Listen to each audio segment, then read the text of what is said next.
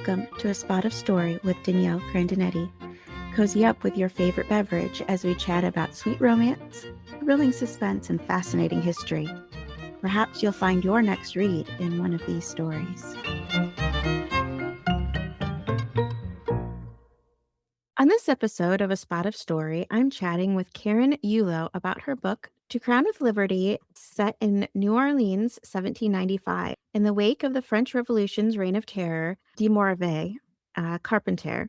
Of course, I can't speak French, so I probably butchered that. But a former lady-in-waiting to Marie Antoinette, now married to her gardener, seeks peace and security in the Spanish colony of Louisiana. Karen, welcome to the podcast. Thank you so much for having me, Danielle. Oh, you're very welcome. I'm excited to talk about your book. For our readers, Karen is the author of 3 award-winning novels, Jennifer the Damned, Cinderella, and To Crown of Liberty, which we'll talk about today. She's the editorial director of Chrism Press, an imprint of Whitefire Publishing, which my readers might recognize as also my publishing house as well. She is devoted to fiction from Catholic and Orthodox Christian points of view, as well as a former managing editor of the Catholic literary journal Dappled Things.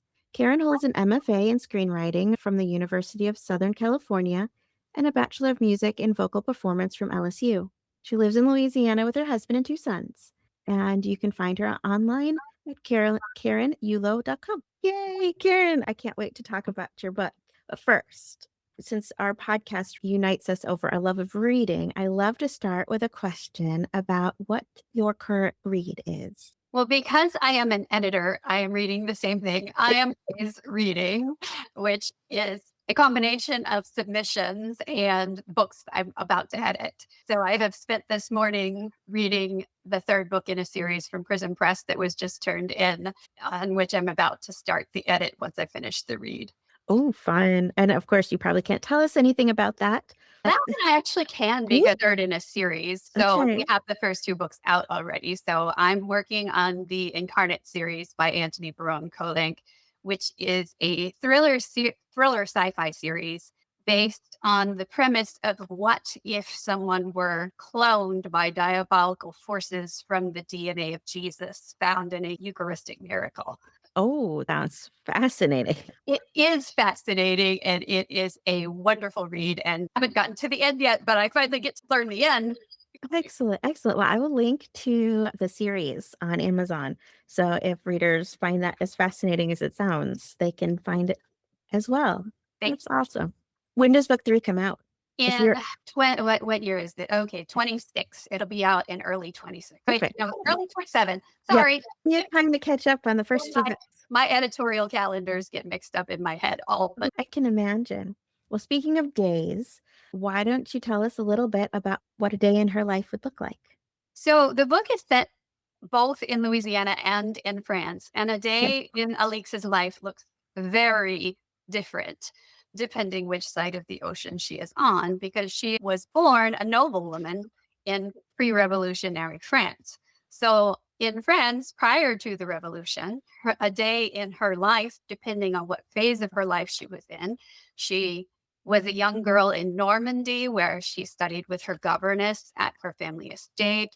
Then she moved to Paris and studied in an Ursuline convent at a boarding school. And then she moved to court and was introduced at court and eventually became a lady in waiting to Marie Antoinette. So her life in France, at least prior to the revolution, was very proper, very prim, very filled with religious formation when she was in the convent. And believe it or not, the court of Marie Antoinette was actually very Catholic too. It's Louis 14 and 15 who were the rowdy ones. 16 was actually a decent human being, filled with things like learning, because she's a young girl, so she's in school for a lot of that. And then once she gets out, filled with serving the queen and playing a lot of music. She's a harpist. But in the other timeline, in 1795, on the other side of the world in Louisiana, after she has fled the revolution, a day, and most of that part of the book takes place on a boat that is traveling from New Orleans to a place called Attakapas, which is modern St. Martinville, is where the journey will end. So her life is in the middle of a swamp that has not yet been inhabited to a great degree. There are settlements starting to form, but it is basically virgin swamp and all of that entails. So she spends some of her time just sketching out on the deck of the boat because she's not particularly useful at rowing boats and hunting and the things that you need in the wilderness. But she also starts to learn some of those skills and has to fight off alligators and snapping turtles and deal with, are the Indians friendly or not? Are they going to kill us? And those kinds of things that they encounter along the way. Wow. I can't quite picture what life would have been like in the 1700s, and then to have to go from French court to a swamp would just be such a radical change. Exactly. And that's really what I love, contrasts, and I love things that don't seem like they should fit together, which was exactly what drew me to this story in the first place, is this whole idea of a French noblewoman in the Louisiana frontier. And believe it or not, there were actually people who fled the French Revolution, primarily not from France, primarily from Saint Domingue, which is now Haiti, which was a French colony, who did come to Louisiana to flee the French Revolution. So it's not entirely fiction. Okay. I was gonna ask how much was based on the true stories. So the book that is based on Strange True Stories of Louisiana by George Washington Cable is not true. It is a book of short stories that he wrote and titled Strange True Stories of Louisiana, and went to great lengths in the book to pretend that they are true. The first section is called How I Got Them, and he details the purchase of the manuscripts and the translation process and all these sorts of things that you would do if it were really based on true stories. And a lot of people fell for it. It was basically a literary hoax. But the Wow. Library of Congress says it's fiction. My own research says there are way too many anachronisms for it to be true. But there was a couple that he kind of, sort of, almost based it on, who became Alix and her husband Joseph. But their lives were very different from the lives that are portrayed in the book. And I were love that he got away with it. You know, if you actually try to research Alix de Morinville online, you will find her in genealogical records and things, and they cite George Washington Cable. And it is really hard to find good information about the actual couple that he based them on. Her name was not Alix, it was Marie Adelaide. And husband was Joseph Charpentier rather than Carpentier, which was the name Cable gave him, and I kept it. But it was like, it is really hard to find good information because it's all gotten blurred by Cable's book. wow. And we're gonna talk more about research in a minute, but first, what was your favorite scene to write in this story and why? So my favorite scene to write was the hardest scene to write. And to me, it's the most meaningful scene, which is the scene of the September massacres in Paris in 17, which is, if I had to pick one event that the story is about, I would pick the September massacres, which is a very pivotal moment in Alix's life, but it was also a very pivotal moment in the revolution itself. Even though the phrase reign of terror came in the next year in 1793, the September massacres really marked the beginning of the reign of terror, when the revolutionaries completely abandoned their own ideals and massacred all of their political prisoners in were being held prisoner at the time without, well, they gave them a semblance of a trial, but it wasn't a trial. It was, you can stand before me and I pronounce you guilty, and then you will be slaughtered. And that was the hardest scene to write, but it was the most rewarding too, because out of the September massacres, about 1,600 people were killed. Wow. 191 of them have been beatified by the Catholic Church as blesseds. So my book is dedicated to the Holy September martyrs, who are the ones who were beatified. And I definitely felt them guiding me through Yeah. the whole book, but especially through that scene, and Wow. honoring the martyrdom of our Christian forefathers. Wow. Wow. Which leads us into what unique research was required for this story. I spent 4 years, 4.5 really, researching and writing this book.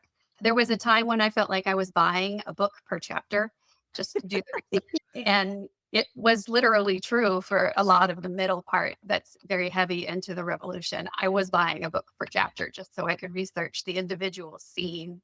I went to France I Oh, was no. supposed to go in 2020. That obviously did not happen. Yes. So I went in 2021, and a lot of my tours were in French, and they were only offered in French. And I had not spoken French in 20 years. It was the most mentally exhausting thing I have ever done, but it was also beautiful and wonderful and rewarding. So, any place in the book that is real and is still standing, I have been there. And the one that I couldn't go to in 2021 was, of course, Notre Dame because it was closed from the fire. But thankfully, I had been to France once when I was 16 and I had been to Notre Dame. So I can still say that if it's standing, I have been there. And a lot of the places that are no longer standing, I went to something similar, found a building with similar type architecture or something that I could use as a stand Hmm. in. I went to the coast of Normandy, which is where Alix is originally from. Town that she's from, Morinville. Technically, there was a Morinville in Normandy at one point, but it was not on the coast, which is where George Washington Cable put it, and it's not there anymore. So I couldn't really go to Morinville. So I went to a town called Étretat, which, if you are a fan of Claude Monet, painted Étretat many times because it is so beautiful with its white cliffs and its pebbled beaches. And a lot of the details that are in the book are from physically being in these places. I love reading stories of places where I've been, just because it's like you can mentally put yourself there even better. The scenery is so much richer.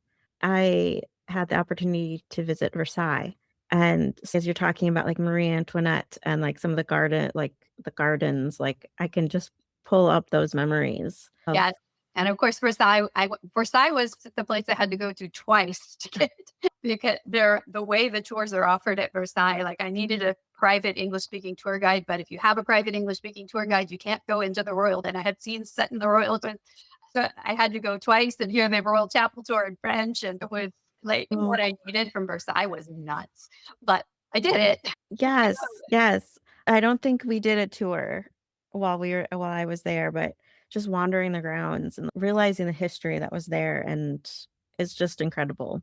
And it's incredible that Versailles is still standing. Like, Can't believe the revolution didn't tear it down. I know, especially considering everything. Right. Considering everything it represented, it's just amazing that they didn't tear down Versailles. Do I remember, so they tore down the Bastille, but don't they have a monument to it? I believe they do, but my itinerary was so packed that I didn't actually bother to go look for the monument to the Bastille because the Bastille was gone, and Elise is smart enough not to go to the palace. Like, it is away from where she lives in Paris, and she is very glad that it is really far away from where she lives in Paris. So Yes. even though obviously the storming of the Bastille is an event within the book, you really can't have the French Revolution without it. He wasn't physically present for it, and Okay. the back deal is gone. So I just decided I could skip that one. I love digging into that research that authors do, which brings me to the next question is what is a bit of research you wish you could have included in the story, but it just didn't fit? Oh, one of the things that my editors probably rightly made me take out because I was just getting too carried away with everything that I had learned was the menagerie at Versailles, which of course is Oh. not there anymore. But Louis XVI and his predecessors kept what we would call a zoo at Versailles. And they had a lion and they had a quagga, which is extinct now, it doesn't Oh. even work, and the lion actually had a little dog that was its friend, and Oh. I think it had just wandered into the cage one day, and the lion adopted it, and for some reason didn't eat it, and nobody understood, and they just played together, and then eventually the little dog died, and they gave the lion a new little dog, and that one did not fare so. But I Hmm. didn't have quite all of that in my book, but I did have Elise getting to visit the menagerie and the tamer animals like gazelles and elks and things that had been brought over from all over the world were allowed to roam the gardens free. And it's just such a wonderful picture of course, of ridiculous extravagance in the midst of starving. But at the same, it had been there for a while. It wasn't Louis XVI idea to put it there. So it's you think about these very manicured gardens and these people dressed in ridiculously lavish silks and laces and things walking the same paths with gazelles and antelope. Ye And I really wanted to keep that, but it didn't actually advance the plot. So they made me take it out. That's why I like asking the question because it's still fun to know. So back up and tell us what the inspiration behind the story is. What made you want to write it? So the inspiration is obviously Strange True Stories of Louisiana, the book that it is based on. The main characters in the novel are George Washington Cable's characters. I lifted them straight out of his book, but I made them very much my own. My Alix is not his Alix. My Joseph is not his Joseph. There's a character named Abner who's very important, who was really just a French nobleman in George Washington Cable's, and I had to give him an entire backstory because there was nothing to work with. So but what drew me to it was, like I said, the contrast and this whole idea of a woman who has had her entire world decimated, literally. Everything she's ever known is gone. Everyone she's ever loved, just about, is gone. And she has to make a new life for herself on the other side of the world in a very inhospitable wilderness with she's a smart woman. She has a lot of education. She has skills that were meant for the life that she was supposed to lead. She's a very talented harpist. She has beautiful needlepoint. She can manage a household with the best of them because these were the things you learned as a noblewoman in the 18th century. And Right. those skills do not translate at all to building a life on the frontier and having to see her cope and adapt while she's also processing all of the trauma from the revolution. And that was what really drew me, was just this story of resilience, but without glossing over what's really brought her to this point.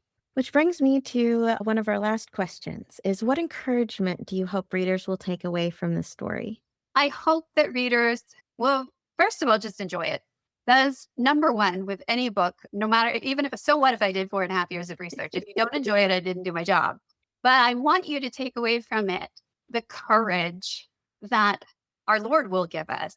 So, in the martyrdom of the September massacres, and then, of course, in Alix's story, and in many of the other characters, where courage fails and where courage thrives, and what God can do even in the midst of the most unthinkable tragedies. That's really beautiful. Karen, thank you so much for joining me today and sharing about your book, To Crown with Liberty. If readers want to find you or your books online, where might they be able to do so? So my own website is just my name, Karen Ullo, ULLO.com, or you can check out the publisher, which is Chrism, CHRISM Press.com. And I hope that you will do that and learn a little more and maybe pick it up or ask your library to pick it up. Yeah, agreed. We love libraries. Yes, libraries are wonderful. And I will link to all of those on the show notes so they are easy to find. Karen, thank you so much for joining me today. I appreciate you sharing about To Crown with Liberty, and I hope readers will pick up your book. Thank you so much for having me, Danielle.